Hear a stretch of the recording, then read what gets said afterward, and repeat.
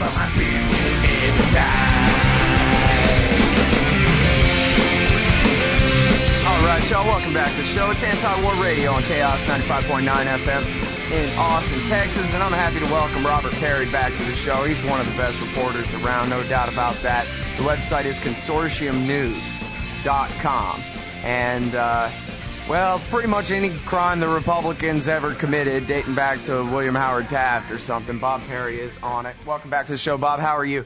Pretty good. Thanks for having me. Well, I really appreciate you joining us here. So let's talk about a giant scandal brewing right about the time I was turning 2 or so. The Republicans made a corrupt, evil, criminal conspiracy deal with the evil Ayatollah Khomeini to hold on to America's hostages in Beirut longer so that it would benefit Ronald Reagan. That just could not possibly be true, Bob Parry. Well, not Beirut. It was in Tehran. But well, it was a little of both, wasn't it?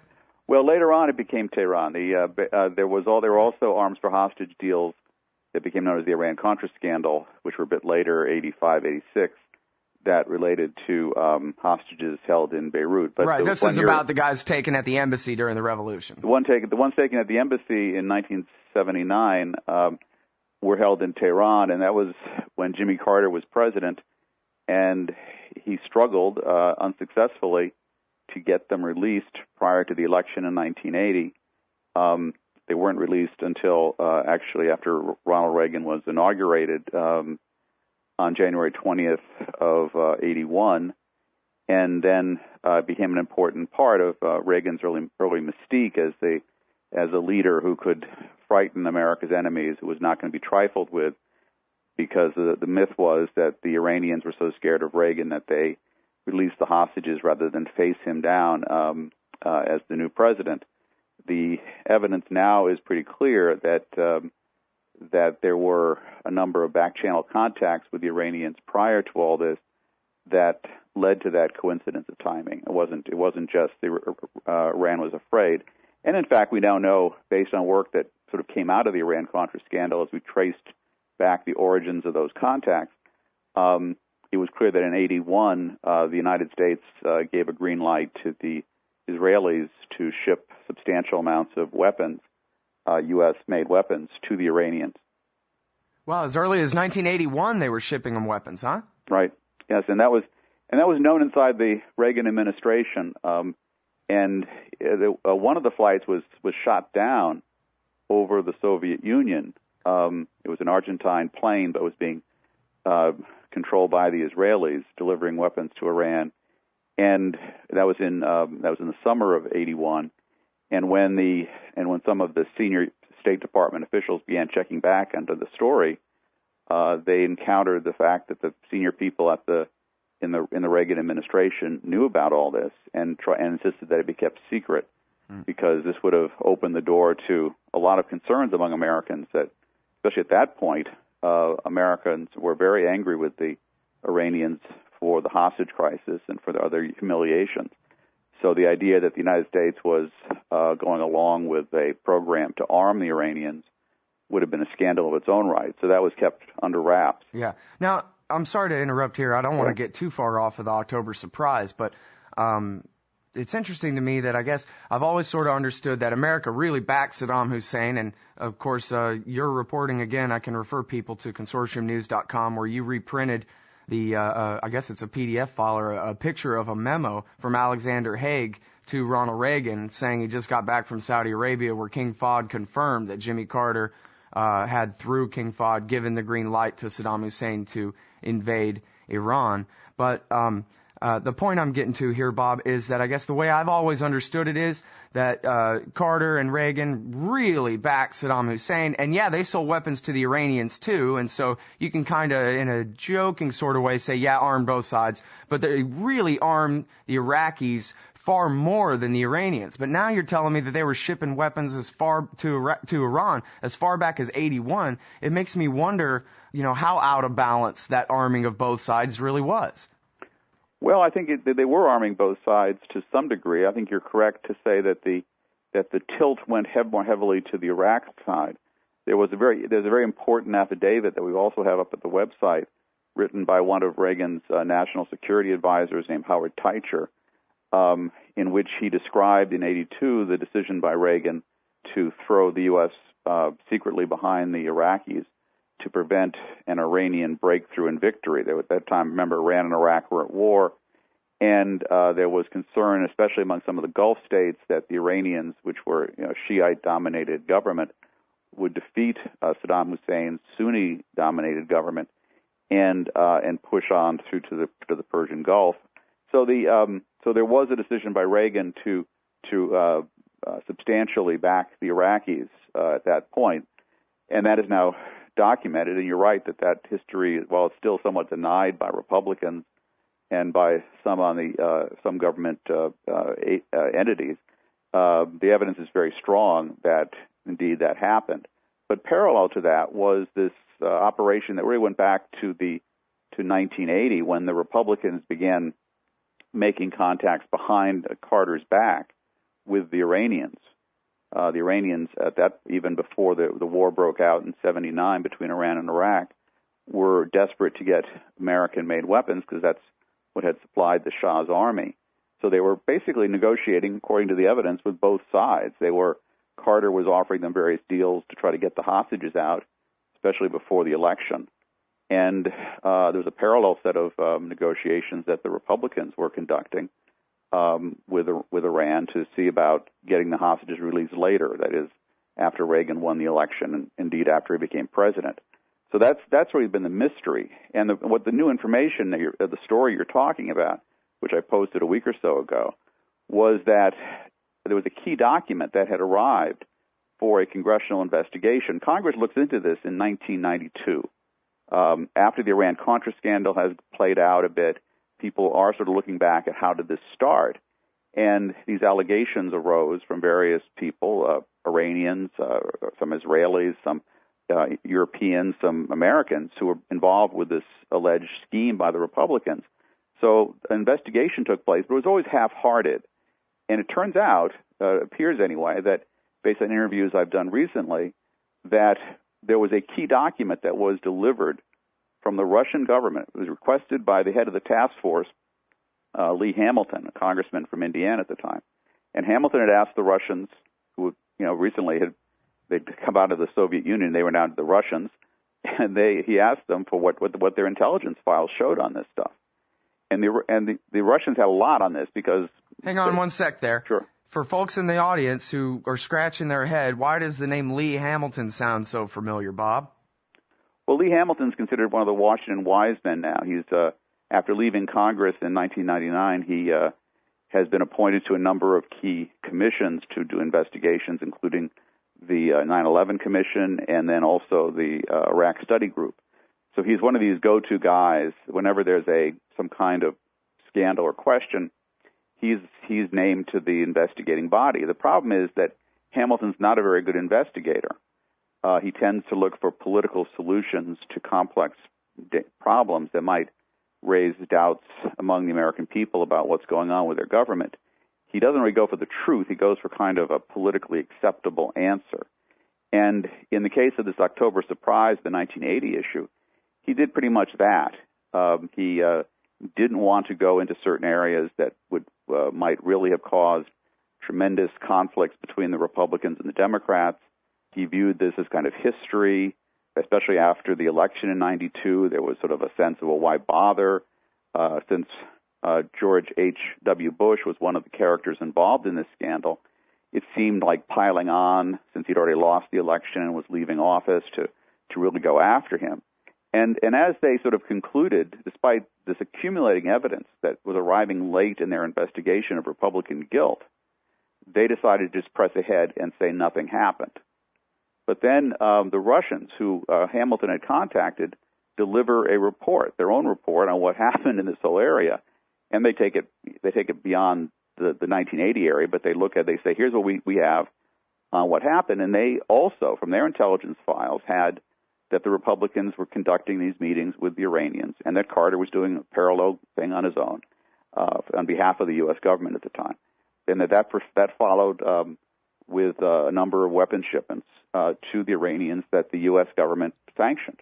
Now, So the Russians basically confirmed the story or corroborated it, but it now appears that that report, which I was able to get hold of, was never shown to Lee Hamilton, even though it was addressed to him. That it was sort of intercepted by the chief counsel on the task force, a guy named Larry Barcella, and just filed away. And so when I reached Hamilton about this a couple of weeks ago, he was dumbfounded that this document existed. So I mean, it goes to this point of how incomplete and shoddy this investigation was, that purported to say that, gee, nothing happened here, even though the evidence kept building up that indeed something did happen here. All right, everybody, I'm talking with Robert Parry from consortiumnews.com. And, let me highlight this paragraph. Key October surprise evidence hidden is the title of the article in question here. And now I just wanted to read a short little bit from here. The Iranians, quote, discussed a possible step-by-step normalization of Iranian-American relations and the provision of support for President Carter in the election campaign via the release of American hostages, according to the U.S. Embassy's classified translation of the Russian report. Meanwhile, the Republicans were making their own overtures. The Russian report said, quote, William Casey, in 1980, met 3 times with representatives of the Iranian leadership, the report said. The meetings took place in Madrid and Paris. And it continues here, obviously, with more direct quotes from this Russian report. But so now what I want to get to here, Bob, is those of you who were covering this story all the way through. I remember Gary Sick. I think I still have Gary Sick's book, October Surprise. I haven't read it since high school. So I don't remember all the specifics of who supposedly went where, when, whatever, but I remember that part of the accusation was that William Casey was going to Spain and was going to France, and that's where some of these meetings were taking place. Also, there's the question of the involvement of, at that time, former CIA Director George H.W. Bush. So what I want to know is, when you finally got your hands on this Russian report, did it just lined up perfect? All your names and dates and everything you already thought you knew is just verified here, or what? Not entirely. There were things in the Russian report that I had never heard of. There were certain meetings that I was not knowledgeable about. Did it contradict your reporting in any major way? No, it didn't. It was generally corroborating what a number of other witnesses had already said. What was shocking about it, though, was that it was kept from the American people. That it was listed as confidential, coming from the U.S. Embassy in Moscow, but it really wasn't that sensitive in any real terms. And the fact that it was never released, that I had to find it. I found it in one of the boxes they'd left behind with their documents from this task force investigation. I found it a number of years ago, and I'd written about it and talked about it, but I never was able to get through to Hamilton on it. And where I was surprised, I actually went back to Hamilton on a different topic. There was a question raised by one of the task force members that they had never voted unanimously to approve this report, which is what Hamilton had claimed. So I went back to Hamilton to ask him, how did this happen? Was there really a vote? When one of the task force members, who recently was going back through his papers and found out that there was this claim of a unanimous vote when he was opposed to this report, he was rather shocked. This is a congressman named Mervyn Dimely. And so I went to Hamilton to ask him about that. In the context of that conversation, I said, well, why didn't you ever release this Russian report? And Hamilton said, basically, what Russian report? So then I went back to the head of the chief counsel, Larry Barcella, and he said, well, I may just never have shown it to Hamilton. He just sort of filed it away in a box. Did he have an explanation as to why? Well, his explanation, I include his email to me in the article, but he basically says that, it wasn't clear what the Russians knew, if it was good information or bad information. But instead of checking on it, they just stuffed it in a box. And the other point that where there's a disagreement now between Hamilton and Barcella is Barcella has told me, actually over several years, that he had urged Hamilton to extend the investigation because there was a lot of material coming in late in their investigation which implicated the Republicans, that confirmed these allegations. And Barcella had said that Hamilton didn't want to do it because it would be very hard to get the new Congress, because there was a change in Congress at that point, to reauthorize it. The Republicans would be very angry, and that he just didn't want to go there. When I asked Hamilton about that, Hamilton got really bristled and said that he had no recollection at all of Barcella proposing an extended investigation, that if there had been any outstanding evidence, he would have gone in that direction, but as far as he knew, there wasn't. So what it is now clear is that this very important election in 1980, which really was a hinge upon which the history of the United States turned. We became a very different country because of that election, because of Reagan's landslide victory and how he changed the country, how the direction he put us on. But that election may well have been influenced by this very serious dirty trick, and that for the good of the country, in a sense, a lot of the people who looked into this and found that actually it may well have happened chose to shield the American people from that fact. That because apparently the thinking may have been that, well, that would make Americans very disturbed, and it would cause a lot of partisan anger on both sides, that it was best just to sort of sweep it under the rug, or in this case, shove it into a box. And that is a disturbing element of how American history can be miswritten. Mm-hmm. Well, I'm hearing kind of a lot of may-haves and apparentlys there. Is this still a possibility rather than a fact that you're reporting to us here? Well, I'm a journalist. I worked for AP and Newsweek and PBS and other places for a long time. So I tend to talk about things in terms of what evidence shows rather than declarative facts. So I think there are questions. There are still things that should have been nailed down that were never nailed down. There were interviews that were not undertaken that should have been undertaken. George H.W. Bush, for instance, has a very curious alibi for the days in question for his involvement. Yet he denied being involved in two press conferences back in '92 when he was president. But he's never been questioned under oath. There's never been a real effort to explain some of these inconsistencies in his alibi. What is his alibi? I'm interested in that. Well, his alibi really, which should be a very strong one that when I was at PBS looking at this, we considered very strong, which was that he was under Secret Service protection. And there were Secret Service reports filed about where he was on a key day. He'd gone out of public view for this weekend, October 18th and 19th of 1980. He went out of public view, even though it was at a key point in the campaign. But he supposedly stayed around his house in Washington. And he went on a couple of little side trips, according to what the Secret Service had in their records. However, the Secret Service guys couldn't recall either of these trips. And one of them, the one guy who said he did recall it, one of the trips had people at this meeting who were never there. So that kind of collapsed. And then there was a second trip to a family friend, apparently. And the task force was denied. The Bush people, Bush controlled the government at the time, the executive branch, and the executive branch refused to release the name of this person that Bush supposedly visited, which would have been a very good alibi, presumably.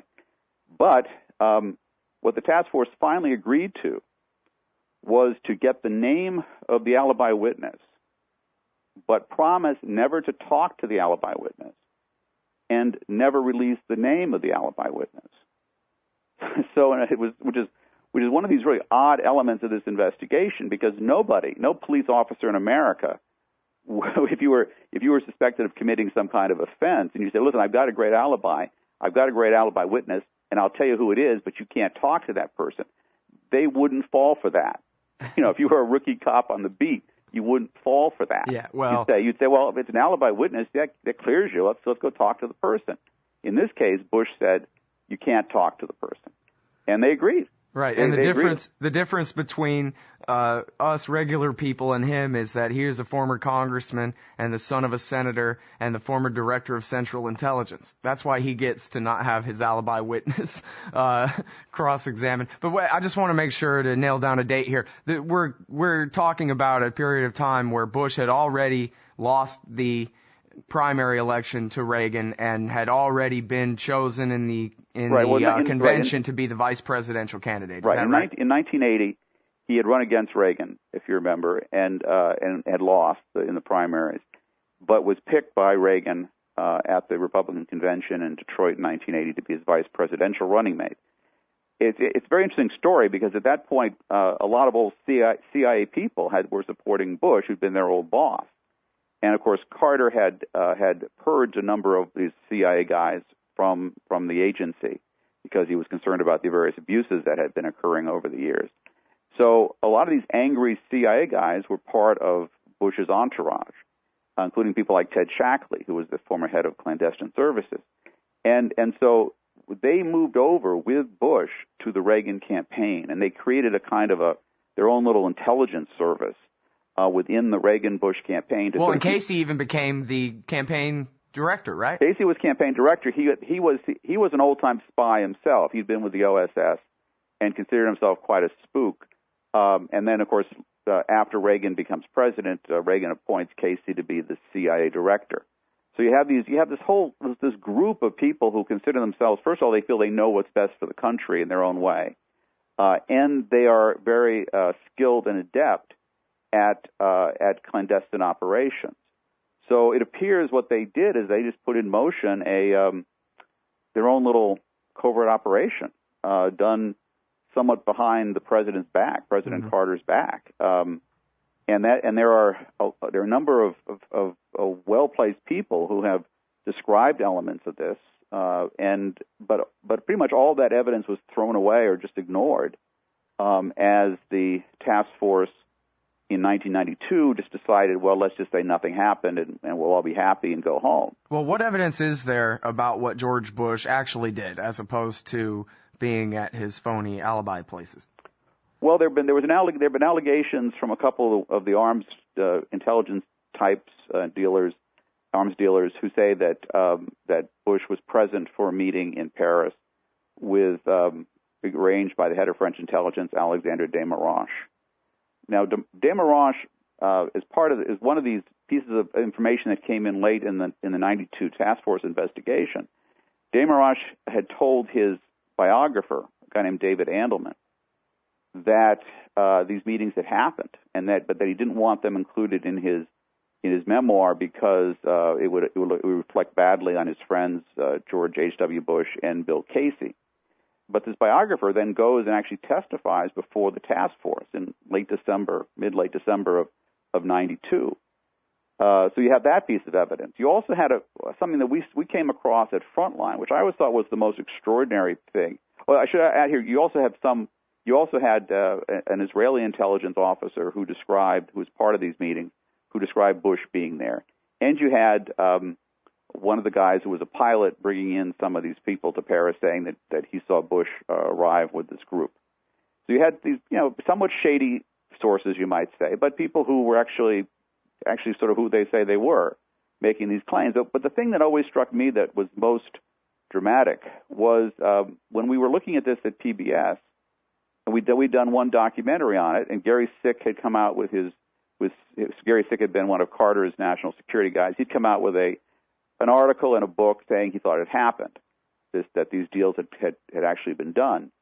Now, when that happened, there was a letter arrived on Capitol Hill sent to Senator Cranston, written by a former State Department officer, who said he recalled that in mid-October of 1980 that he had a conversation with a journalist, a well-placed journalist. He wasn't sure, couldn't recall the guy's name, but that the reporter told him that he'd just been informed by a Republican source that Bush was on his way to Paris to meet with the Iranians about the hostages. When we got this letter, it was forwarded to us. I thought this has to be silly, has to be crazy, but I gave it to one of our producers to go check it out. And so the producer was able to track down, because of an article the reporter had written, who the guy was, who the reporter was. His name was John McClain, and he was the son of Norman McClain, the author of the book A River Runs Through It. And he'd been a Chicago Tribune reporter with very close ties to the Republicans. So we tracked down McClain, and I interviewed him, and he didn't want to be talked to. He did not want to talk about this at all.